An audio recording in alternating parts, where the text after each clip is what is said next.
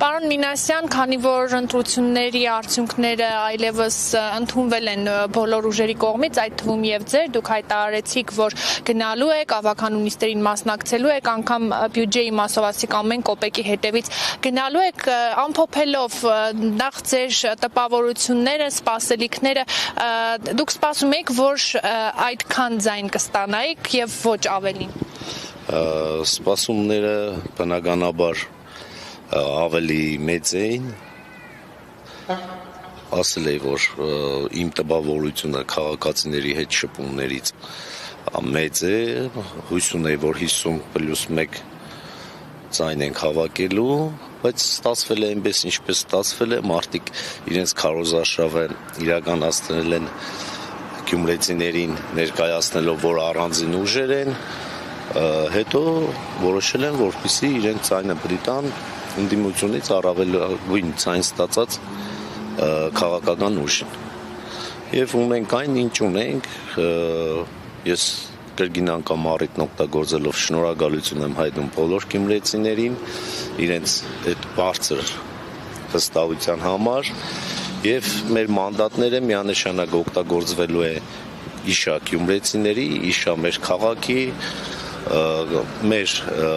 օրենքով լիազորությունները իրականացնելու ենք, կատարելու ենք մեր աշխատանքը։ Վարդան Ղուկասյանին շնորհավորել եք կամ շնորհավորելու եք քաղաքապետի, քանի որ արդեն այսօր պաշտոնապես չենք հանդիպել։ Բայց հանդիպելու դեպքում պատրաստ եք շնորհավորել, ինչպես վայելել։ Տեսեք, շնորհավորելու մեջ ոչ մեծ բան չկա, էլի սենսացիա չկա, որ հանդիպենք։ Պարտությունը ընդունելով այսպես տեսեք, ես քանի որ դուք ասել եք, որ ընտրության հաջորդ օրը կհանդիպենք եւ կշնորհավորեք հաջորդ օրը չեմ հիշում, ասել եմ, թե հաջորդ օրը կհանդիպենք, թե չենք հանդիպի, բնականաբար, եթե գնում ենք մեր պարտականությունները կատարելու, կհանդիպենք, այդ շնորհավորելու մեջ վատ բան չկա, պարտվել եմ 4 ուժերի, Վարդան Ղուկասյանին չեմ պարտվել, գրեթե 2 անգամ ավել ձայն եմ հավաքել, բնականաբար քաղաքապետ նշանակելու կապակցությամբ ես իմ ասելիքը իրենք ասեմ։ Տեսեք, պարոն Մինասյան, այսօր եւ դրանից առաջ էլ Վարդան Ղուկասյանը խոսելով ընտրությունների արդյունքների մասին, նաեւ այն մասին, որ դուք հայտարարել եք պետք է գնալ արտահերթ ընտրությունների, ասում էին թող շատ չբզբզան, հա, որովհետեւ իրենք գիտեն, թե ՔՊ-ն ինչեր է արել, որպեսզի քաղաքացիները գնան ընտրատեղամաս ընտրելու, բերել են օրինակ ախալ քալաքից մարդիկ, որ ընտրեն, գերեզմանների վրա երթում տալ են տվել նման օրինակ բաներին, այսինքն այսօր նաեւ մեր գործընկերներից մեկին հարցազրույց էր տվել, ասելով, որ ավտոբուսի վարորդները խմած հետո եկել են ապաշխարելու իր մոտ, ասել են 67 հոգի մարդ են բերել Սարիկ Մինասյանի համար։ Տեսեք, չգիտեմ ով է սուտ տեղեկատվություն տրամադրել, կարծում եմ Վարդան Ղուկասյանին չպետք է խաբեն, որովհետև իրան խաբել են, չկա նման բան, այդ 17200 հոգին հենց հիմա իրենց տներ են նստած, ուղղակի ծիծաղում են, չկա այդպիսի բան, բացառվում է։ Այդ ամեն ինչը շատ հեշտ է ստուգել, շատ հեշտ կարող են հենց այդ հայտարարությունը մեր իրավապահ մարմինները ընդունեն որպես հանցագործության մասին հաղորդում, ուսումնասիրեն, այսօր էլեկտրոնային է, 21-րդ դարն է, մուտք, ելք, րոպե, ժամանակ, վարորդի անուն ազգանուն, վարորդի ուղևորների անուն ազգանուն, ամեն ինչ ֆիքսվում է, կարող են հարցումներ կատարել, իրավապահները թող զբաղվեն, տեսնեն այդպիսի բան եղել է, թե չեղել, բացարձակ սուտ տեղեկատվությունը իրականությանը չի համապատասխանում, դա որպես Գյումրեցի տղամարդ եմ ասում, չկա նման բան։ Պարոն Մինասյան, այդ 17200-ը ըստ ձեզ ընտրել են քաղաքացիական պայմանագրին, թե Սարիկ Մինասյանին, որովհետև շատերն էին խոսում, որ եթե Սարիկ Մինասյանը չառաջադրվեր քաղաքացիական պայմանագրով, նախ շատ ձայն կհավաքեր, ինչպես նաև Սարիկ Մինասյանն է, որ կարողացավ բարձրացնել ՔՊ-ի ռեյտինգը Գյումրիում, թե չէ։ Տեսեք, բնականաբար ամեն առաջադրված տեխնացու ունի իր հեղինակությունը, եթե չունենա հեղինակություն, բնականաբար ցուցակը չի գլխավորի։ Ամեն անձ ունի իր կողմից բերված ձայներ եւ ունի նաեւ քաղաքական ուժը, այս ամեն ինչը համատեղ է։ Այդ հեղինակությամբ պայմանավորված է, որ խոսակցություններ կան, որ ձեզ նշանակելու են Շիրակի մարզպետ առաջիկա 2026 թվականի համապետական ընտրություններում ԿՊ-ի համար լավ տեղ ապահովելու համար Գյումրիում մասնակցել։ Ես այդ խոսակցությունից տեղյակ չեմ, անկեղծ եմ ասում։ Ես մանդատս վերցրել եմ, Կարող եք դնել եւ գնալ մարզպետ։ թե այս պահին նման խոսակցություն չկա, մարզպետը աշխատում է, մեր ընկերն է, չկա նման։ Առաջարկ ստանալու դեպքում կգնաք եւ կմտածեմ։ չունեք օրինակ հիմա հստակ։ Ոչ, հիմա չեմ մտածում պաշտոնի մասին, երբեք չեմ մտածել, չեմ ցկտել պաշտոնների, ես իմ ամբողջ կյանքում գիտելիք է հնարավորությունները աշխատանքային փորձը ծառայեցրել եմ հանուն Գյումրու, գյումրեցիների, Շիրակի մարզի եւ մեր երկրի պետության, պետականության համար։ Ինձ համար պաշտոնները երկրորդական են։ Պարոն Նինասյան, դուք նաև հայտարարել եք, որ Գյումրիի ավագանու աշխատանքները ձախողվելու են, հա, առաջիկայում ապագան այդպիսին է լինելու։ Ինչն է պատճառ հանդիսացել նման կարծիք արտահայտելու, որովհետև ըստ էության ընդդիմությունը համախմբվել է, թեև նաև դուք ԿՊ նախաձեռնող նիստից հետո հայտարարեցիք, որ իրենք կոալիցիոն հուշագիր չեն ստորագրել։ Դա է միայն պատճառը, որ դուք կարծում եք, որ Ես այդ հարցին պատասխանել եմ, դուք հիշեցրեցիք, նաև երևի հենց դու էիր այդ հարցը տվողը, պատասխանել եմ, որովհետև եթե մենք գնում ենք թեկուզ քաղաքական գործարքի, այդ գործարքի լավ եւ վատ կողմերը, պատասխանատվությունը պետք է ազնիվ լինենք գյումրեցիների հանդեպ, վերցնենք մեր վրա եւ համատեղ ստանձնել կառավարումը։ Եթե համատեղ չի ստանձնում կառավարումը, ուրեմն մարդիկ ինչ-որ բանից խուսափում են։ Հիմա ինչից են խուսափում։ Այդ խնդիրը կարող է բերել կառավարման ճգնաժամ։ Նորից եմ ասում, դա հասարակ բարձ հետևություններ են, որ յուրաքանչյուր մարդ կարող է անել։ Պարոն Նինասյան, ինչ-որ ափսոսանք կա, որ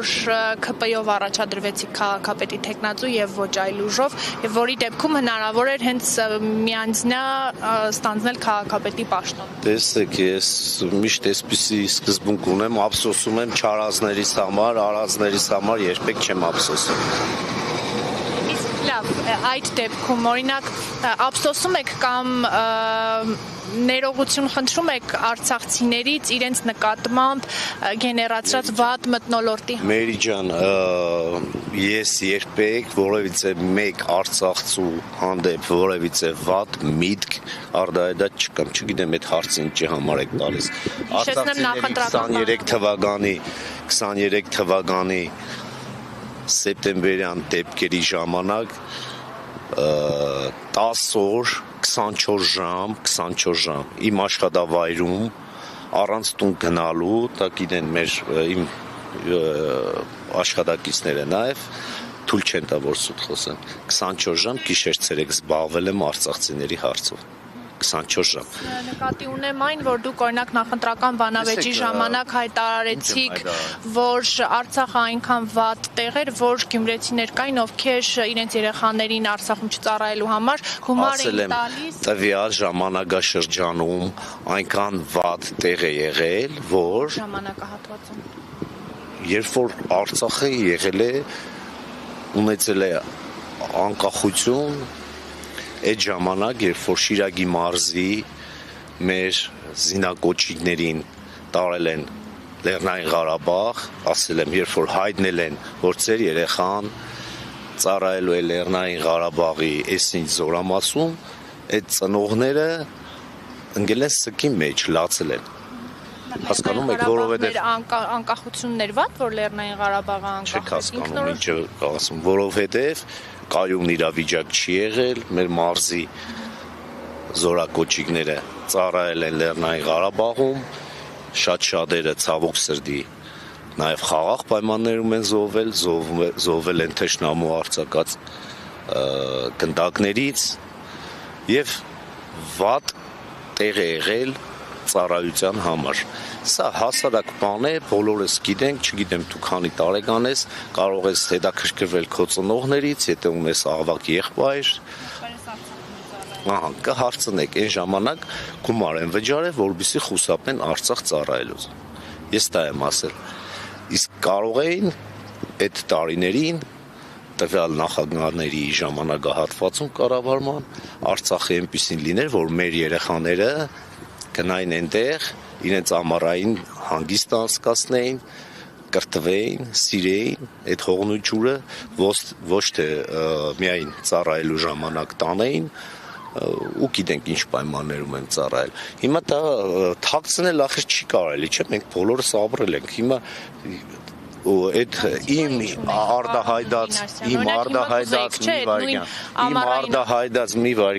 արդահայտած միտքը շուր տալ ուղղել Արցախցու նկատմամբ դա անպարոյական արդահայտություն է։ Ես արցախցիների նկատմամբ շատ մեծ հարգանք ունեմ, տարբերություն չկա արցախցին եւ գյումրեցին իմ համար բացարձակ տարբերություն չունեն, մենք հայ ժողովուրդ ենք, մեր արյունը նույնն է, մեր ազգանունը նույնն է, մեր հավատքը նույնն է եւ որևիցե մեկը իրավունք չունի մեր մեջ սեփ խրելու։ Պարոն Մինասյան, եւ դուք նաեւ հենց նախընտրական շրջանում հայտարարել եք, որ 18 թվականից, եթե սխալ կմեջբերեմ, խնդրեմ ուղեք, 4 շենք է Գյումրիում կառուցվել, բայց հետո պարզ դարձավ, որ այդ շենքը ոչ թե օրինակ մեր քաղաքի բյուջեից է, ֆինանսավորվել, այլ եղել է հիմնադրամի կողմից ֆինանսավորվող ծրագիր։ Ինչ հիմնադրամ, համահայկական հիմնադրամ, այո, եղել է պետական միջամտություն, ես չեմ ասել համայնքապետարանի բյուջեից, ես այդպիսի համայնքապետարանն էլ ունեցել իր մասնակցությունը։ Բարեգործական հիմնադրամի կողմից է եղել, որի ղեկավարը գյումրեցի է, մշտապես գյումրեցիներին օգնում է, այդտեղ պետության միջամտությունը ո՞րն է եղել, ուզում եմ հասկանալ, պետությունն է գնացել բանակցել, որ բերեն ներդրում անեն այդ բնակարանները կառուցեն։ Եթե այդ հարցը այդքան շատ կարևոր է, կուսումնասիրեմ, մի օր կգա առանձին հարցազրույց կանենք։ Կարծում եմ, բարելուս հերիք է։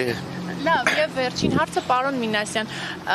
Գյումրիում ընտրությունների օրը մարտի 30-ին բազմաթիվ ԿՊԱ-ականներ կային, իհարկե, բայց շատ ակտիվ էր Վեդու քաղաքապետ Գարիկ Սարգսյանը եւ մասնավորապես ձեր թաղում, գծի հետևը, ձեր տան մոտակայքում եւ այն երկու ընտրատեղամասերում, որոնք իրարից մի քիչ էին հեռու։ Ինչ էր անում, ինչ խնդիր էր լուծում Գարիկ։ Մեր տան տեղը գիտեք։ Հա, մոտավորապես չեմ ասում, հենց կոնկրետ գիտեք։ Մեր տունը ամենածայրամասում է գտնվում, ընտրատեղամասից շատ հեռու։ Ինքը մեր տուն չի մտել։ Բայց ինչ խնդիր էր լուծում, ինչի էր անընդհատ այդ ընտրատեղամասերի մոտ Վեդու քաղաքապետը ինչ պիտի աներ Գյումրիում։ Եվ Սարիկ Մինասյանի համար։ Ես չգիտեմ, իրեն տեսակ հարցեր եք։ Պատասխանում ինքը։ Դե ինչ անեմ։ Հասկանամ, որ ձեր թաղում բոլոր թաղերում եղել են։ Ուրեմն ձեր բոլոր լրատվականները եղել են մեր թաղում, բոլորը։ Հայաստանի Հանրապետության ինչ ահազան։ Լավ, ժողովուրդ ջան, ինչ շտաբ ունենալու իրավունք չունենք, ով է ասել խախտման։ Չկա այդպիսի բան, որևէ խախտում չի եղել։ Բացեք, ուսումնասիրեք, գնացեք, վերցրեք, չափեք, երբ որ այդտեղ մենք բացել ենք շտաբ, այդտեղ գոյություն չի ունեցել ընտրատեղամաս։ Իսկ մենք այնքան օրենքին հետևող ենք եղել, երբ որ որոշվել է այդտեղ լինի ընտրատեղամաս, նկարներս